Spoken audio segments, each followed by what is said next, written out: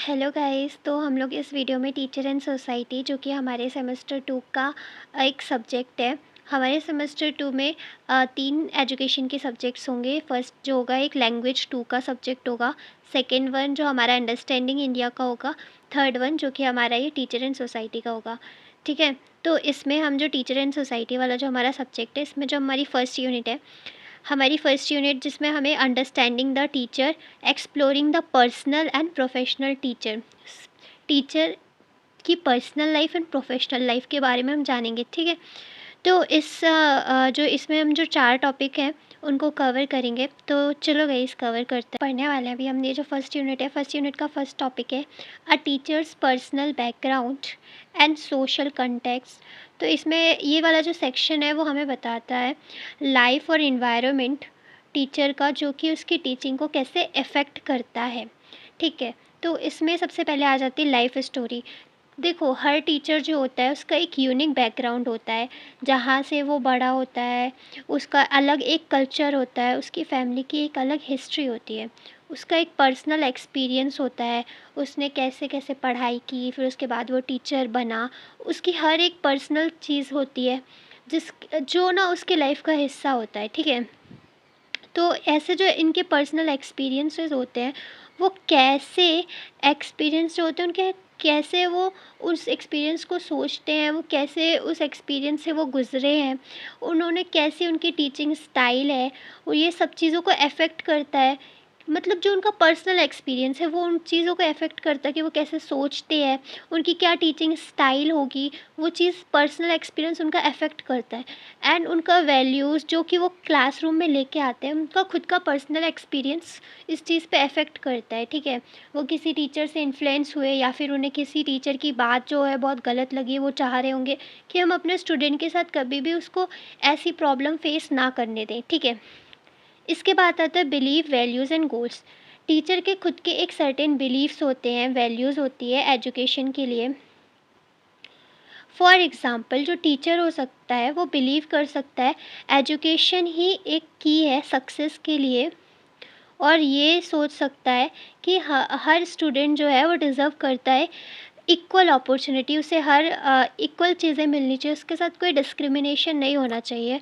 वो goal set करता है, वो स्टूडेंट्स को बहुत ज़्यादा हेल्प करता है, क्रिएटिवली हेल्प करता है, उनको लाइफ स्किल्स सिखाता है, उनको ये बताता है कि फ्यूचर में आपको कैसे कैसे चीज़ें करनी चाहिए, उनका खुद का फ्यूचर एक फ्यूचर बिल्डअप करता है। ठीक है, इसके बाद है टीचर की डिफरेंट आइडेंटिटीज़ होती है एंड सोशल रोल्स होता है, जैसे कि प्रोफेशनल्स, मतलब वो पूरे क्लासरूम को मैनेज करते हैं, बच्चों को देखते हैं भाई कि कौन सा बच्चा पढ़ नहीं रहा है, कौन सा बच्चा पूरी क्लास को डिस्टर्ब कर रहा है, और सारी चीज़ें एक क्लासरूम को अच्छे तरीके से इफ़ेक्टिव तरीके से मैनेज करता है।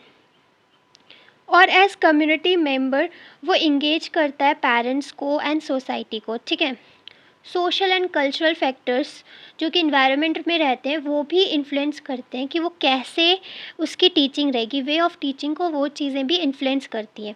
इसके बाद है commitment to learning and education. जो गुड टीचर होते हैं उनको बहुत अच्छा लगता है जब वो लर्न करते हैं किसी चीज़ को, जैसे स्टूडेंट्स, उन्हें भी अच्छा लगता है, क्योंकि एक टीचर का ही एक ऐसा प्रोफेशन है जिसमें वो टीचर जो होता है ना, वो उस चीज़ को लर्न करता रहता है, उसकी लर्निंग प्रोसेस चलती रहती है। ठीक है, वो हमेशा, हर इंसान जो होता है कोई नई चीज़ सीखता रहता है, वो अपनी स्किल्स को अपडेट करते रहते हैं। इसीलिए बहुत सारे टीचर ट्रेनिंग प्रोग्राम्स भी होते हैं जिसमें टीचर को बताया जाता है कि और क्या नई नई चीज़ें हैं, क्या क्या मेथड्स हो सकती हैं और अच्छे से बच्चों को पढ़ाने के लिए, कि वो कैसे बेटर तरीके से पढ़ सकते हैं। और वो इसलिए भी कमिटेड रहते हैं, वो ये चीज़ देखना चाहते हैं, श्योर करना चाहते हैं कि सारे बच्चे, ये मैटर नहीं करता कि उनका बैकग्राउंड क्या है, वो इंक्लूडेड फ़ील करें, यानी कि इंक्लूसिव एजुकेशन बच्चों को प्रोवाइड हो। ये ना फ़र्क पड़े कि वो किस बैकग्राउंड से आ रहा है, कहाँ से नहीं आ रहा है, वो उस चीज़ को वहाँ पे वैल्यूड फ़ील करे, वो ये फ़ील करे कि हाँ, मैं भी इस क्लास का हिस्सा हूँ। इसके बाद जो हमारा बी टॉपिक है the professional side of teacher.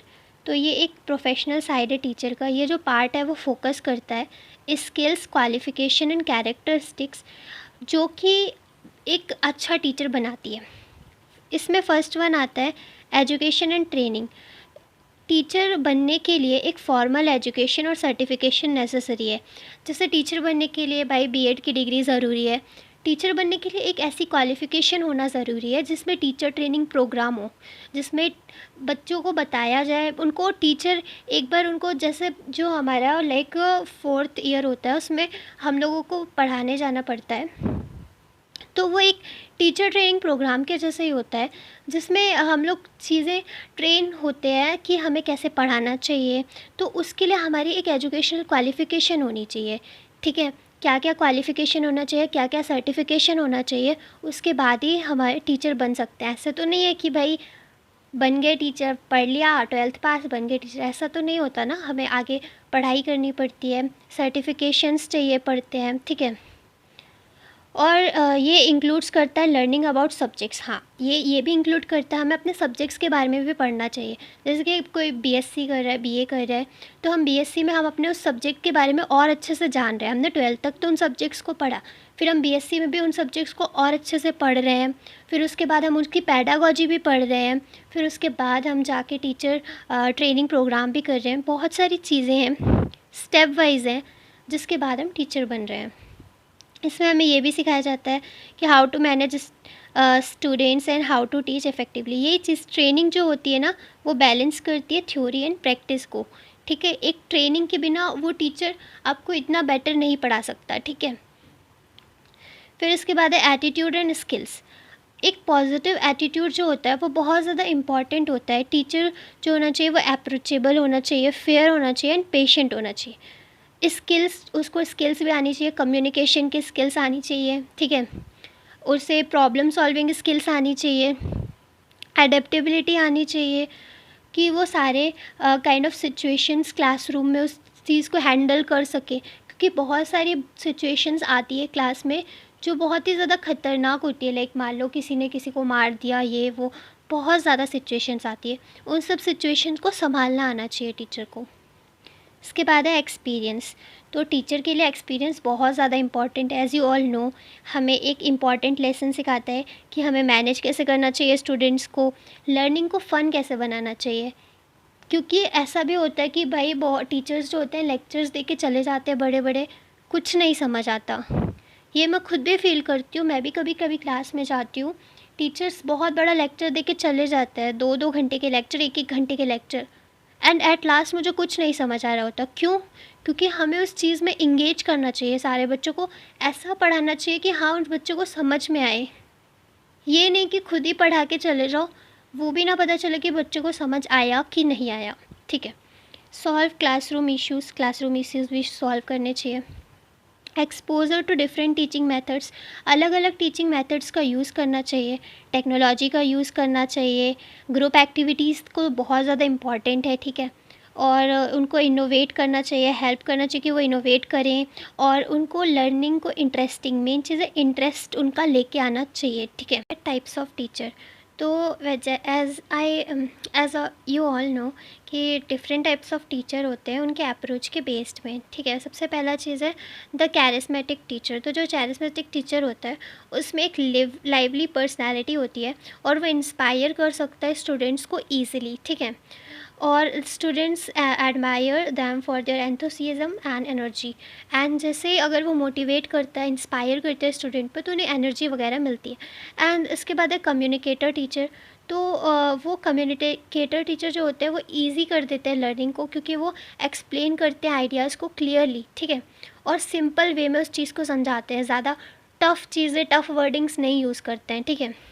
They connect with student, वो कनेक्ट करते हैं स्टूडेंट को, एग्जाम्पल्स देते हैं, स्टोरीज़ बताते हैं। भाई एग्ज़ाम्पल बहुत ज़्यादा इंपॉर्टेंट है, क्योंकि एग्ज़ाम्पल से बहुत जल्दी समझ में आता है, ठीक है। And the humour to make lesson enjoyable, lessons को इंजॉयबल बनाना। इसके बाद है मिशनरी टीचर। मिशनरी टीचर क्या होते हैं? एक पैशनेट टीचर होते हैं, वो अपने लिए पैशनेट रहते हैं अपने टीचिंग के लिए। वह जहाँ पे एजुकेशन लिमिटेड है वहाँ पे, तो वो ये सोच, इस चीज़ को सोच के पढ़ाते हैं कि हमें यहाँ पे एक सोशल चेंज लेके आना है और हमें उन बच्चों की हेल्प करनी है जिनको हेल्प की ज़रूरत है। इसके बाद आते हैं कॉम्पिटेंट टीचर। ये बहुत ज़्यादा स्किल्ड एंड ऑर्गेनाइज्ड रहते हैं अपने वर्क के लिए। वो इंश्योर करते हैं कि बच्चे जो हैं वो गोल्स को पा रहे हैं और इफ़ेक्टिवली पढ़ पा रहे हैं कि नहीं। इसके बाद आते हैं द रिफ्लेक्टिव टीचर। ये ऐसे टीचर्स होते हैं जो कि बहुत ज़्यादा डीपली थिंक करते हैं टीचिंग के लिए और टीचिंग मेथड्स के लिए, और वो ये वेज देखते हैं कि वो कैसे बच्चों को मतलब कैसे उस टीचिंग को इम्प्रूव कर सकें, उन्हें क्या क्या प्रॉब्लम्स आ रही हैं जिस चीज़ को इम्प्रूव करें वो, और वो अपनी मिस्टेक्स से लर्न करते हैं। भाई टीचर से भी मिस्टेक होती है बहुत ज़्यादा, ठीक है, ऐसा नहीं है कि बहुत ज़्यादा नहीं, सॉरी, बट टीचर से भी मिस्टेक होती है तो वो उस चीज़ को इम्प्रूव करें, ठीक है। This is the main thing, और वो ये बेटर करने की कोशिश करें कि हाँ देखो आज बच्चों को ये टॉपिक नहीं समझ आया, क्यों नहीं समझ आया, मैं उस चीज़ को इम्प्रूव करके कल फिर उस टॉपिक को समझाऊंगा, ठीक है। इसके बाद है द लर्निंग टीचर। तो नेवर स्टॉप लर्निंग। तो as you all know, teacher भी जो होता है वो कभी भी लर्निंग को स्टॉप नहीं करते, वो हमेशा इम्प्रूव करते हैं अपने आप को, रीडिंग, अटेंडिंग वर्कशॉप एंड और even learning from their students. Even वो बच्चों से भी लर्न करते हैं बहुत सारी चीज़ें, और वो न्यू टीचिंग मेथड को अडेप्ट करते हैं, जैसे वो जो जो उस टाइम पे रिलेवेंट रहे। तो ये वाला जो टॉपिक है इम्प्रूविंग एज अ टीचर, ये एक रिफ्लेक्टिव प्रैक्टिस के लिए अदर टीचर्स के साथ वर्क करते हैं, तो नए नए आइडियाज़ शेयर करते हैं, वो प्रॉब्लम्स को एक साथ सॉल्व करते हैं और वो इम्प्रूव करते हैं अपनी टीचिंग्स को। सेकेंड वन है connecting with students, parents and communities. तो जब वो स्टूडेंट्स, पेरेंट्स एंड कम्युनिटी से कनेक्ट हो जाते हैं तो बहुत सारी चीज़ें पता चलती है उस बच्चे के बारे में, ठीक है। मान लो जैसे अगर वो पेरेंट्स से कनेक्ट हो गए तो बहुत सारी चीज़ें उस स्टूडेंट के बारे में नॉलेज हो जाता है, और वो ट्रस्ट करते हैं, अंडरस्टैंडिंग उन बच्चों की, उनकी क्या क्या नीड है उनके पेरेंट्स के साथ एंड कम्युनिटी के साथ। और टीम वर्क तो बहुत ज़्यादा इंपॉर्टेंट है, क्योंकि टीम वर्क जो होता है वो एक बेटर लर्निंग इन्वायरमेंट प्रोवाइड करता है। जब टीम के साथ काम करते हैं तो हमें बहुत सारी चीज़ें पता चलती है। इसके बाद है self reflection and adapting to society. Good teachers जो होते हैं वो रोज़ सोचते हैं अबाउट देयर टीचिंग मेथड, ठीक है, और वो हमेशा खुद से क्वेश्चन पूछते हैं कि how can I make this lesson more interesting, ठीक है। बहुत सारे आइडियाज़ होते हैं जिससे उस लेसन को बहुत ज़्यादा इंटरेस्टिंग बनाया जा सकता है। They also adapt to changes in the society and adjust their teaching to make their students are ready for the world. और वो हमेशा ये सोच के हमें क्या चेंज लेके आना है सोसाइटी में और उनकी टीचिंग को, कि वो जो बच्चे हैं वो इस वर्ल्ड के लिए रेडी रहें, ठीक है, क्योंकि टीचर ही एक वो होता है जो बच्चे की नींव बनाता है कि वो आगे जाके कैसा इंसान बनेगा, ठीक है। तो गाइज़ यहीं पे ये जो चैप्टर है वो ख़त्म होता है, आई मीन यूनिट 1 जो है ख़त्म होती है। और गाइज़ इसका जो पीडीएफ है वो मैं आपको टेलीग्राम ग्रुप में शेयर कर दूँगी। तो बाय बाय गाइज़, मिलते